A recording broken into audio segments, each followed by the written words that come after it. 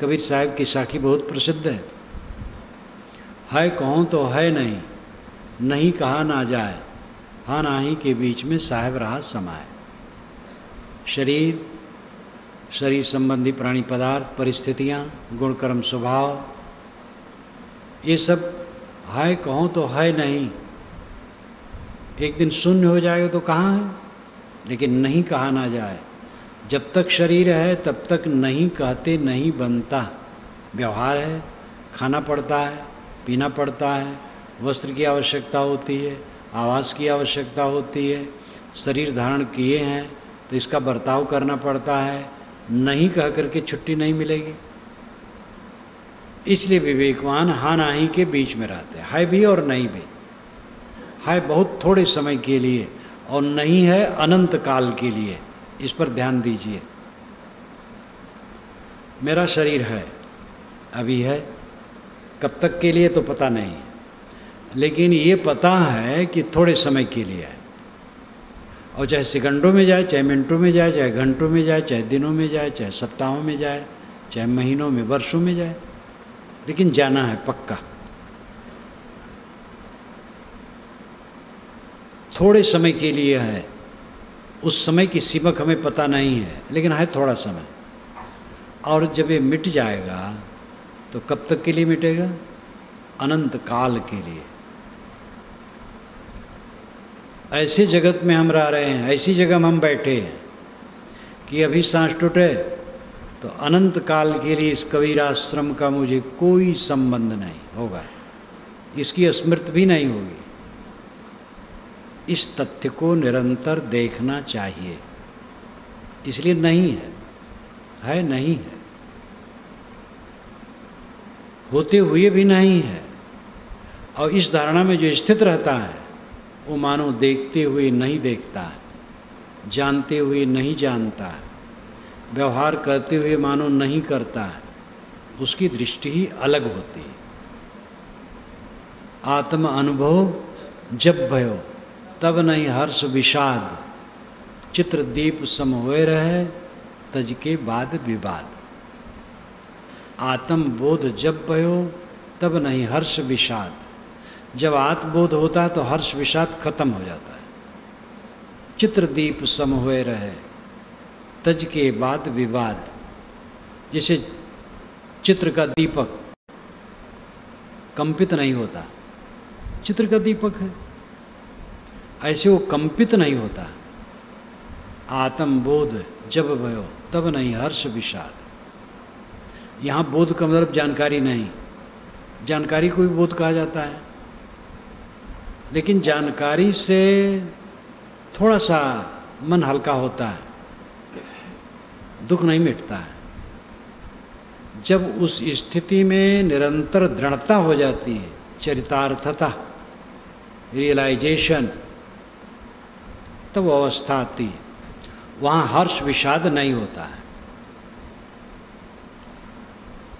हर्ष विषाद तब तक है जब तक देहाभिमान है। ज्ञानी समझता है हमने देहाभिमान को छोड़ दिया और हर्ष विषाद में पछता है। वो ज्ञानी क्या है?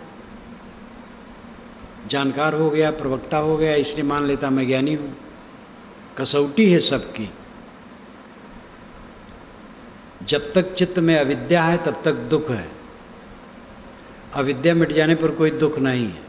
शारीरिक दुख आ सकता है, फोड़ा फुंसी, जर बुखार, बीमारी आ जाए, उसमें भी विवेकवान दृढ़ रहता है, प्रसन्न रहता है, भोग करके खत्म हो जाएगा। मानसिक उद्वेग, पीड़ा, संताप उसको बिल्कुल नहीं। क्या घाटा, क्या मुनाफा, क्या मिला, क्या बिछुड़ा, क्या किसने मुझे कह दिया। अपना अपना बाजा है, सब बजा रहे हैं, छोटा हो बड़ा हो, ऊंच नीचे मध्य की वाणी, छोटा बड़ा भी एक बीच की बात है। कोई पुत्र है, शिष्य है, नौकर है, वो भी कह सकता है, मनुष्य है, कह दिया कह दिया। हमें हर शोक में पड़ने की आवश्यकता है।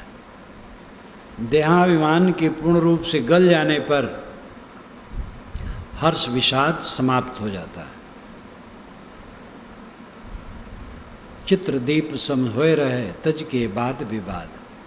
आत्म अनुभव जब भयो तब नहीं हर्ष विषाद। ये आत्मानुभव का अर्थ है सदैव स्वरूप भाव में लीनता, आत्मचिंतन में लीनता, देहाध्यास का त्याग, देहाशक्ति का त्याग। चारों तरफ एक सपना है, सपना देख रहे हैं, और ये टूटने में देरी नहीं। विवेकवान निरंतर जागता है, संतो जागत नींद न कीजे, काल न खाए कल्प नहीं व्यापे, देह जरा नहीं छीजे। साहब कहते ऐ संतो जागते रहो, नींद न करो। तुम्हें काल नहीं खा सकता है, कल्प तुम्हारे में व्याप्त नहीं हो सकते, तुम्हारी देह को जरा छीण नहीं कर सकती है। यहाँ देह का अर्थ है स्वरूप। यहाँ देह का अर्थ ये हाड़ चामाली देह नहीं, देह जरा नहीं छीजे, देह स्वरूप, आत्मस्वरूप। तेरे आत्मस्वरूप को जरा छीण नहीं करती है, जरा बुढ़ापा। संगठित वस्तु विघटित होती है, आत्मा निर्विकार है, वो संगठित नहीं हुआ है, विघटित नहीं होगा। वो तो अजर अमर शुद्ध बुद्ध निर्मल है। ना जायते मृत्यु वा विपश्चित, नायम कुतश्चित न बभू कश्चित, अजो नित्य शास्त्रोयम पुराणो न हन्यते हन्यमाने शरीरे। ये उपनिषद का वचन है। न जायते, आत्मा जन्मता नहीं, न मृत्य न मरता। न जायते मृत्यु वा विपश्चित, विपश्चित पंडित, लेकिन यहाँ विपश्चित का अर्थ है ज्ञानवान आत्मा। यह ज्ञानवान आत्मा न मरता है न जन्मता है। नायम कुतश्चित न बभू कश्चित, न अयम कुतश्चित न बभू कश्चित। कुतश्चित किसी से, कश्चित कोई, न बभू पैदा नहीं होता है। नायम कुतश्चित न बभू कश्चित, कुतश्चित नाम किसी से, कश्चित नाम कोई, न बभू पैदा नहीं होता है। यहाँ अंशांशी भाव बिल्कुल खंडित है। जीव ईश्वर का अंश है, ये बात खंडित हो जाती है। ईश्वर अगर अखंड है तो टूटा कैसे? जो जीव अंश हो गया। 10 हाथ की लकड़ी है, 1 फीट कट गई तो लकड़ी अखंडित नहीं थी, और जो 1 फीट कटी है वो और कटेगी, तो दोनों खंडित नहीं है। न जीव अखंडित न ईश्वर अखंडित, दोनों खंडित, दोनों विकारी हैं। जब ईश्वर अखंडित है तो अंशी कैसे बनेगा? और जीव अखंडित है, अविनाशी है, तो अंश कैसे बनेगा? अंश और अंशी के भेद को भी समझ लेना चाहिए। एक लोटा पानी ले आए, वो अंशी है, उसमें 1 छटाक पानी निकाल दिए, वो अंश है। तो 1 लोटा पानी विकारी है, कणों का समूह है। तब उसमें से 1 छटाक पानी निकला, तो 1 छटाक में से 1 तोला अलग भी निकलेगा, कण कण निकलेगा। तो अंशांशी जहाँ है वहाँ विकार की स्थिति है। विकारी वस्तु में अंशांशी होता है। जब परमात्मा अविनाशी है, अखंड है, तो किसी का अंशी कैसे बनेगा? और जीव जब अविनाशी है तो किसी का अंश कैसे बनेगा? इसलिए अंशांशी की कल्पना जो आध्यात्मिक क्षेत्र में भ्रांतिपूर्ण है। और आपको ये जानना चाहिए कि वैष्णव में ही द्वैतवादी इसको नहीं मानते। अयोध्या में द्वैतवादी और विशिष्टाद्वैतवादी दोनों हैं। ये विशिष्टाद्वैतवादियों का मत है। विशिष्ट अद्वैत, श्रेष्ठ अद्वैत, ब्रह्म है, अद्वैत है, लेकिन श्रेष्ठ अद्वैत है। उसके नीचे 2 हैं, जीव और प्रकृति, इसलिए विशिष्ट अद्वैत कहते हैं इसको। और जीव ईश्वर का अंश है, ऐसा वो कहते हैं। लेकिन जो द्वैत मत वाले हैं, माधवाचार्य वाले, वह इसका खंडन करते हैं। जीव अलग है, ईश्वर अलग है, प्रकृति अलग है। प्रकृति भी नित्य है, जीव भी नित्य है, ईश्वर भी नित्य है। कोई किसी से पैदा नहीं हुआ। स्वामी दयानंद सरस्वती आर्य समाज में भी यही माना जाता है, लेकिन माधवाचार्य सगुण भी मानते हैं, अवतार भी होता है। दयानंद स्वामी ये नहीं मानते। तो जो ईश्वर अंश जीव विनाशी आप सुनते हैं, ये विशिष्टाद्वैत मत का है। और गीता में भी है, ममई वांसी जीवलोके जीवभूत सनातना, ये भी विशिष्टाद्वैत मत का ही है। तो अंशांशी की कल्पना भ्रांतिपूर्ण है। आत्मा अखंड है, अमर है, नित्य निर्विकार है। नायम कुतश्चित न बभू कश्चित, कुतश्चित किसी से, कश्चित कोई, न बभू नहीं पैदा होता, क्योंकि अजो नित्य शास्त्रों एवं पुराणों, ये अज न जन्मने वाला, अजो नित्य नित्य शाश्वत सदा है। और ये पुराण पुरुष है, शरीर के मरने पर ये नहीं मरता है। ये प्रमाण है। युक्ति क्या है? युक्ति और प्रमाण ये दो से सिद्धांत स्थिर होता है, ज्ञान स्थिर होता है। ये तो प्रमाण हुआ। युक्ति है कि जो भिन्न लक्षणों वाला हो नित्य होता है। मिट्टी पानी आग हवा के लक्षण चेतन में नहीं, और चेतन के लक्षण मिट्टी पानी आग हवा में नहीं, ऑक्सीजन हाइड्रोजन नाइट्रोजन फास्फोरस इत्यादि में नहीं है। पूरी जड़ प्रकृति में चेतना का कोई लक्षण नहीं, और चेतन आत्मा में जड़ता का कोई लक्षण नहीं है। इसलिए दोनों भिन्न धर्मी तत्व, जड़ और चेतन अलग अलग है, दोनों स्वतंत्र हैं। इसलिए नित्य पदार्थ है, दोनों मूल है। जड़ का मूल चेतन नहीं, चेतन का मूल जड़ नहीं। जड़ाद्वैतवाद, चेतनाद्वैतवाद और विवेकवाद, ये तीन को आप समझिए। जड़ाद्वैतवाद कहता है जड़ से चेतन पैदा हुआ, जड़ में विकृत होते होते, परिवर्तन होते होते उसका गुणात्मक फल चेतना आ गई। चेतनाद्वैतवाद कहता है कि चेतन ही सत्य है, जड़ है ही नहीं। अगर जड़ है तो ये मिथ्या परिवर्तन है, विवर्त है। जैसे सांप, रस्सी में सांप विवर्त है, विवर्त नाम मिथ्या परिवर्तन। रस्सी पड़ी है, रात में समझे सांप है, तो रस्सी में सांप का विवर्त है, मिथ्या परिवर्तन है। सांप है नहीं, केवल रस्सी है। ऐसे ब्रह्म शुद्ध चेतन आत्मा है। जगत जो दिखाई देता है वो ब्रह्म में मिथ्या परिवर्तित है, लेकिन इसको समझा नहीं पाएंगे, क्योंकि सांप अलग है, रस्सी अलग है, देखने वाला अलग है। पहले देखा है सांप को, तब रस्सी देख करके सांप का भ्रम होता है। जगत तीनों काल में नहीं है, और देखने वाला भी दूसरा नहीं, एक ही ब्रह्म है। तो किसको किस में भ्रम हुआ? ब्रह्म को ब्रह्म कहने की क्या गर्ज है? जानना ब्रह्म ऐसा किसका फर्ज है? ये निर्मल साहब तर्क करते हैं कि एक ब्रह्म था और कोई नहीं था। तो उसने बताया किसको, और उसको बताने की गर्ज क्या थी? ब्रह्म को ब्रह्म कहने की क्या गर्ज है? उसको आवश्यकता क्या पड़ी कि मैं बताऊं कि मैं ब्रह्म हूँ? और जानना ब्रह्म ऐसा किसका फर्ज है? ब्रह्म ज्ञान समझे, इसके फर्ज किसका है? ब्रह्म के अलावा तो कुछ है नहीं।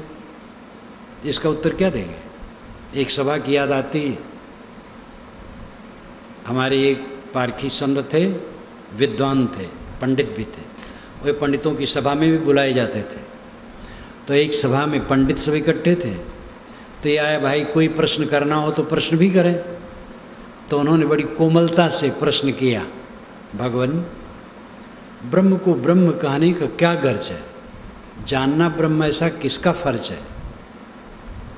तो उन्होंने धीरे से बुला के उनके कान में कहा, ये प्रश्न सभा में नहीं करना चाहिए क्योंकि उत्तर ही नहीं था। तो चेतनाद्वैतवाद, एक चेतन से जड़ हो गया भी कहते हैं, और तो बहुत उलझा है। इसको समझने के लिए कबीर दर्शन पढ़िए, बीजक व्याख्या पढ़िए, न्यायनामा छोटा सा ग्रंथ है उसको पढ़िए टीका सहित, बहुत छोटा सा है। तो चेतनाद्वैतवाद गलत है, जड़ाद्वैतवाद गलत है। जड़ चेतन अलग अलग हैं, ये वास्तविकता है। दोनों मूल हैं। मूले मूला भावाद मूलम मूलम, ये कपिल जी महाराज ने कहा है। मूल में मूल न होने से अमूल होता है मूल। जड़ चेतन दोनों मूल हैं, इनका मूल और कोई नहीं, इसलिए दोनों अमूल हैं, दोनों नित्य हैं। प्रकृतिम पुरुषम चेयु विद्यनादि उभावपि, ये गीता में कहा गया 13वें अध्याय में। प्रकृति और पुरुष इन दोनों को तू अनादि जान। जो अनादि है तो एक दूसरे से कैसे पैदा हो जाएगा? इसलिए जड़ चेतन अलग अलग है। चेतन का लक्षण जड़ में नहीं है। दो भौतिक वैज्ञानिकों से मेरा संपर्क हुआ, दोनों से भिन्न देश काल में हुआ। दोनों से मैंने कहा कि आपके जो 100 से अधिक तत्व हैं, ऑक्सीजन, हाइड्रोजन इत्यादि, क्या उनमें चेतना के लक्षण हैं? उन्होंने कहा नहीं है। तो मैंने कहा तब उनकी क्रिया प्रतिक्रिया घात प्रतिघात से चेतना कैसे पैदा हो जाएगी? कहे नहीं पैदा होगी। तो मैंने कहा चेतना गुण दुनिया में है? उन्होंने कहा है। तो मैंने कहा वो किस द्रव्य का है? तो उन्होंने कहा मैं यही तो नहीं समझ पाता हूँ, हम लोग यही नहीं समझ पाते हैं, ये चेतना गुण कहाँ से आ गया। तो मैंने कहा चेतना एक गुण है, गुण सदैव द्रव्य में रहता है और अभिन्न रहता है, समवाय संबंध उसका होता है। जैसे आग और गर्मी का समवाय संबंध है जो अलग न हो, ऐसे चेतन और चेतना का समवाय संबंध है, अभिन्न संबंध है। तो चेतना एक गुण है और उसका जो द्रव्य है उसी को हम आत्मा, चेतन, जीव, रूह, सोल कहते हैं। वो स्वयं अपने आप है। आत्मा नित्य वस्तु है, न ये किसी का अंश है न अंशी है। नासा भाविका परमात्मनो अंशो जीवित वाच्यम निष्कलम निष्क्रियम शांतम निर्वध्यम निरंजनम, ये भी इसके लिए प्रमाण है। नासा भाविका परमात्मनो अंशो, जो भाविक सत्य आत्मा है, नासा परमात्मनो अंशो, ये किसी परमात्मा का अंश नहीं है। ये तो निष्कलम, कला रहित, अंश रहित है, निष्क्रियम, क्रिया रहित है। निष्कलम निष्क्रियम शांतम निर्वध्यम निरंजनम, ये तो निर्मल निर्विकार है। तो प्रमाण भी शास्त्रों में दोनों तरह के हैं। युक्ति सबसे प्रबल है। जड़ से चेतन नहीं बनेगा, चेतन से जड़ नहीं बनेगा। चेतन स्वतंत्र सत्ता है, आत्मा की स्वतंत्र सत्ता है। इस आत्मज्ञान को हमें ठीक से प्राप्त करना चाहिए, समझना चाहिए गुरुजनों से जो ऐसा निर्णय कर सके। बाकी तो गोलमाल चलता है। किसी के पास जाओ, संत पुरुष के पास कुछ पूछो तो वे उंगली ऊपर उठा के दिखा देते हैं, भगवान पर निर्भर हो जाओ। अब भगवान कहाँ है, कैसे निर्भर हो जाए? पहले तो भगवान का पता लगे। भगवान तो महापुरुष को कहते हैं। भगवान शब्द छोड़ दो, मानो परमात्मा, तो परमात्मा कहाँ है? ईश्वर परमात्मा ब्रह्म कहाँ है जिससे उस पर निर्भर हो? पहले समझें तब तो निर्भर हो। हमारे पूर्वजों की बड़ी शुभ कामना थी और बड़ी अच्छी सूझ थी। उन्होंने कहा एक ईश्वर है जो सर्वत्र व्याप्त है और सर्वशक्तिमान है और सर्वज्ञ, वो सब जगह है, सर्वत्र व्याप्त सब जगह है, उससे कुछ खाली नहीं है, और सर्वज्ञ सब कुछ जानता है और सर्वशक्तिमान है, कुछ भी कर सकता है लेकिन गलत नहीं करता है। और यह शक्ति अगर हो तो दुनिया में पाप और ताप न हो। इसीलिए शुभ कल्पना है, बड़ी सुंदर कल्पना है। अगर कहीं घटित हो संसार में तो क्या पूछना है। बॉम्बे में ट्रेन में कई जगह जो रखा गया बम, वहाँ सब जगह ईश्वर था इस सिद्धांत के अनुसार, और सब जानता था और रोक सकता था, लेकिन नहीं रुका।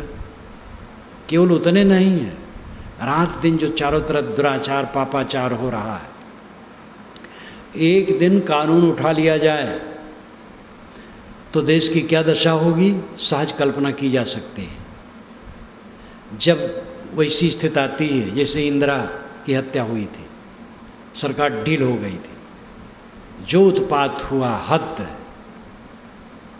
ऐसे और भी जब होता है, जब सरकार ढील हो जाती है, गुजरात में मोदी महाराज ने जो करवाया कौन नहीं जानता है। इतना अत्यंत अत्याचार हुआ। तो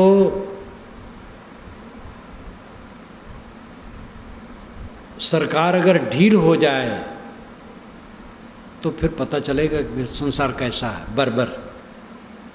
और ईश्वर बेचारा बैठा रहेगा, कुछ नहीं कर पाएगा।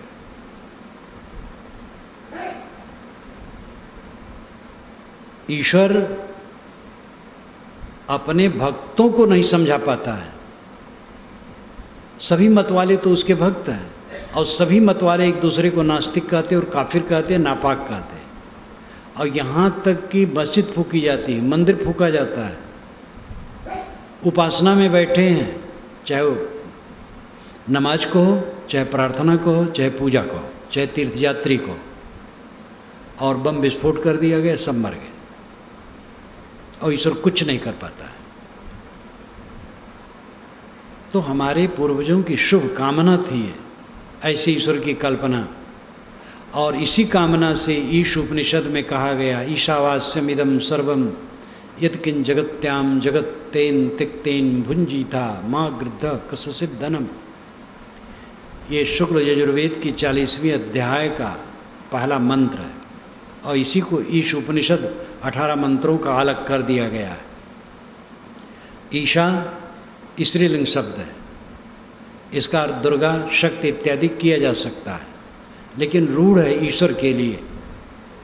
ईशा ईश्वर, वास्यम, वासम नहीं वास्यम, वास्यम बसाने योग्य है, बसा है अर्थ नहीं है, बसाने योग्य है। इदम सर्वम, ये सब में, यत किंचित, जो कुछ भी है, जगत्याम जगत, जगत में जगत, जगत में जगत जो कुछ भी है, ये सब में ईश्वर बसाने योग्य है। मान लेना चाहिए कि हर जगह ईश्वर बैठा है और सब उसी का है, मेरा कुछ नहीं है।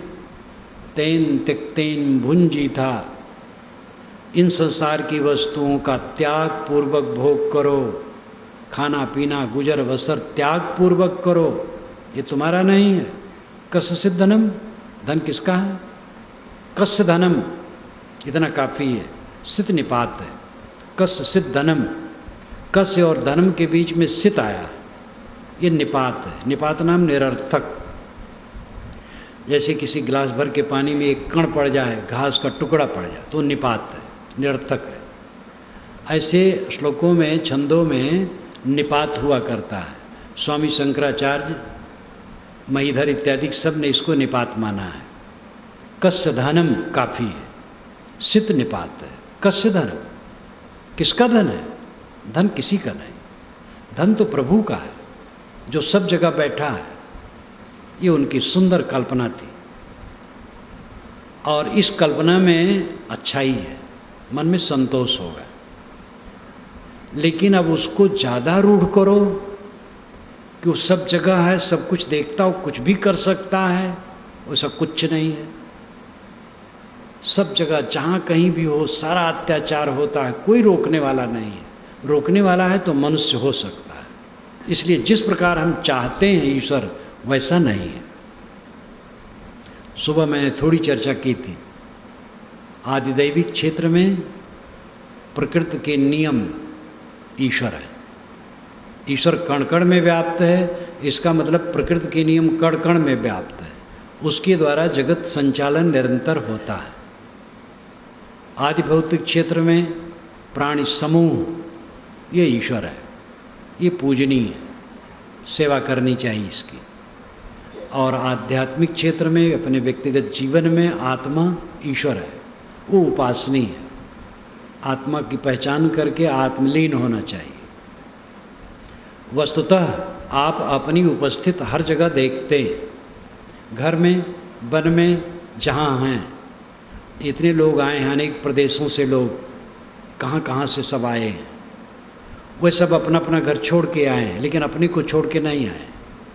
आपकी उपस्थिति आपके पास निरंतर है, वह परमात्मा है। उसको धोखा मत दो। पाप करोगे, कोई न देखे न देखे, ईश्वर देखता है। कोई न जाने न जाने, ईश्वर जानता है। आप कहें कहाँ ईश्वर? आपकी आंखें ईश्वर की आंखें हैं। आपकी अंतरात्मा परमात्मा है।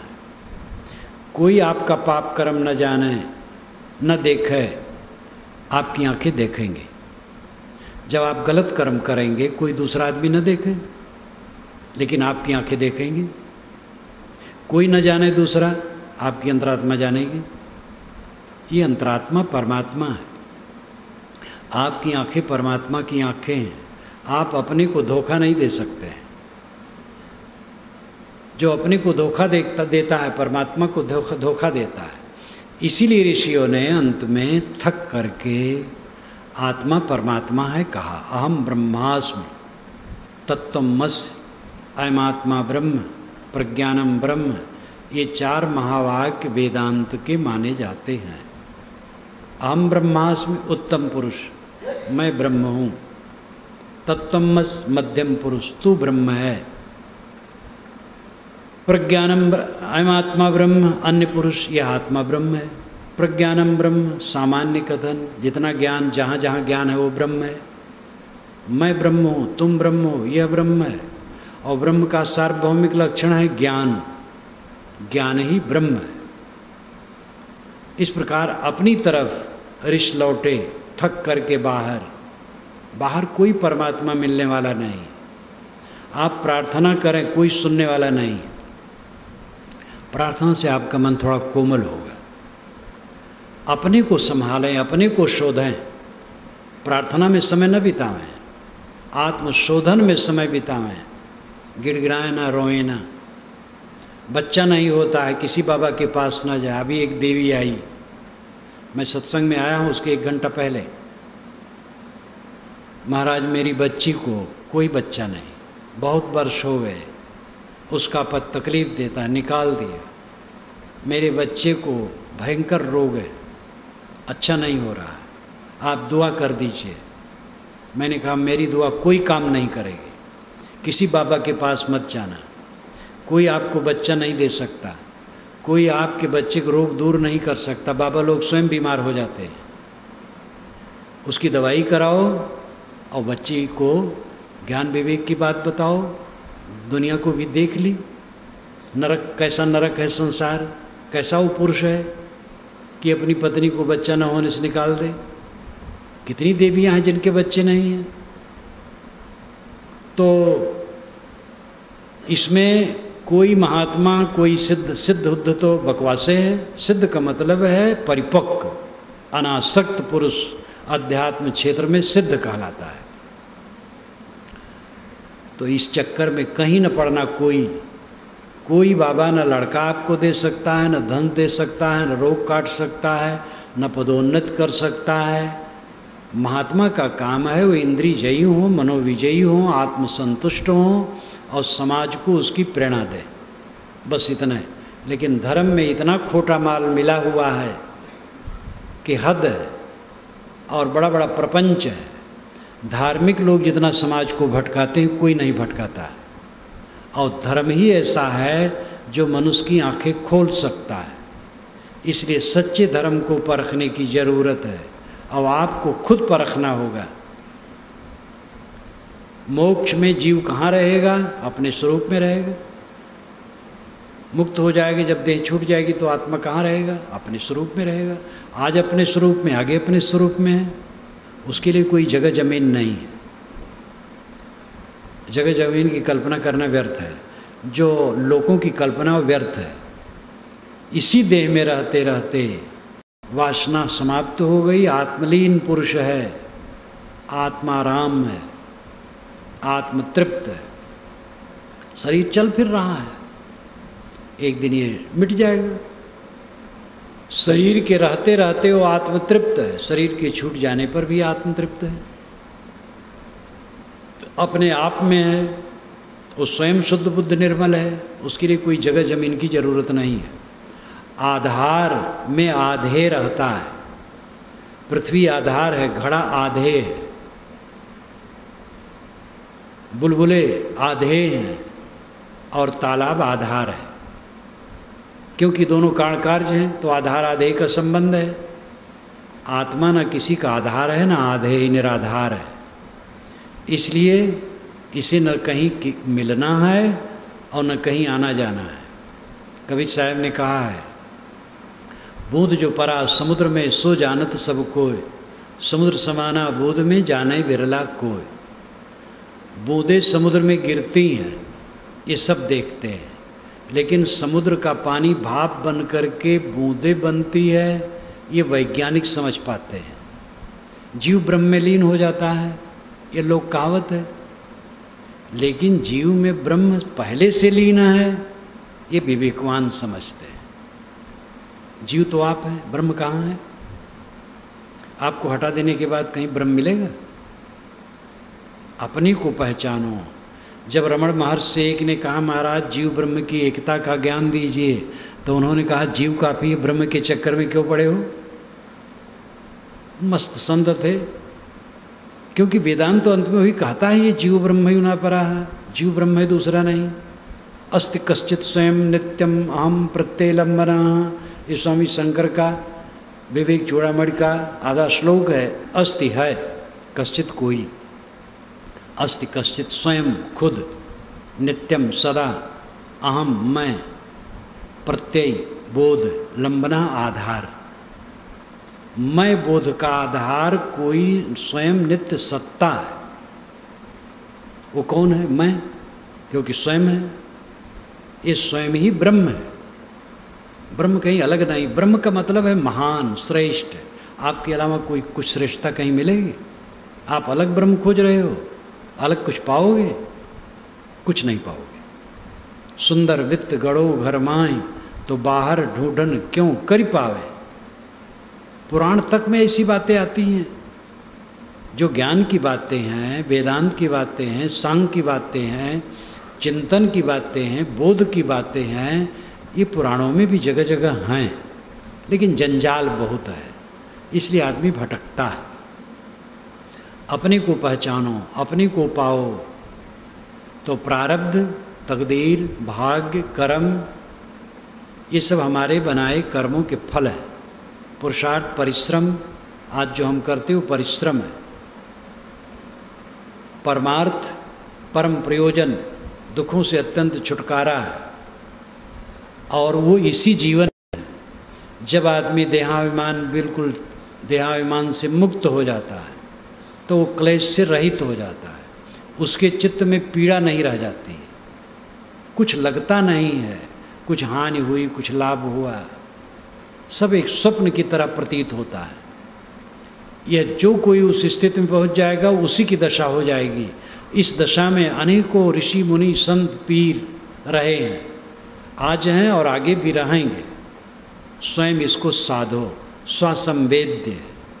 दूसरे के अनुभव से आपका अनुभव न होगा। उनसे अगर श्रद्धा रखो तो ऐसे पुरुषों से प्रेरणा मिलेगी, वाणी से, उनकी रहनी से समझ पाओ तो। वैसे जीवन मुक्तों को की बुराई की गई है। जीवन मुक्तों के पास में रहने वाले सब लोग, उनके शिष्य उनको नहीं समझ सके। बड़े बड़े पुरुषों की कहानी, बुद्ध, महावीर, कबीर, कोई भी हो, शंकराचार्य, सबके सामने बात रही है। इसलिए दूसरे को समझ पाना भी बड़ा मुश्किल है। किंतु जो कल्याण इच्छुक है, श्रद्धावान है, वो समझेगा। समझने वाले हैं, समझे हैं, ऐसे संतों के पास जाओ, समझो, बूझो और स्वयं साधो। स्वयं आपको करना पड़ेगा। कोई गुरु आपको मुक्ति नहीं दे सकता है, रास्ता बता सकता है। स्वयं हम और आपने जंजाल बनाया है, मन का रोग, और उससे हम जल रहे हैं रात दिन। अविद्या, अज्ञान, मोह, ममता, जड़ता, देहाभिमान, ये सब कूड़े कचड़े में जल रहे हैं। गुरु का उपदेश पा करके, स्वयं परिश्रम करके इन कूड़ों कचड़ों को जला देने के बाद वो दिव्य स्थिति मिलने वाली है जो परमार्थ है। अहम शुद्ध चैतन्य ज्ञान स्वरूपम अजराहम अमराहम अखंडम अनूपम। अहम शुद्ध चैतन्य ज्ञान स्वरूपम अजराहम अमराहम अखंडम अनूपम। अहम शुद्ध चैतन्य ज्ञान स्वरूपम अजराहम अमराहम अखंडम अनूपम।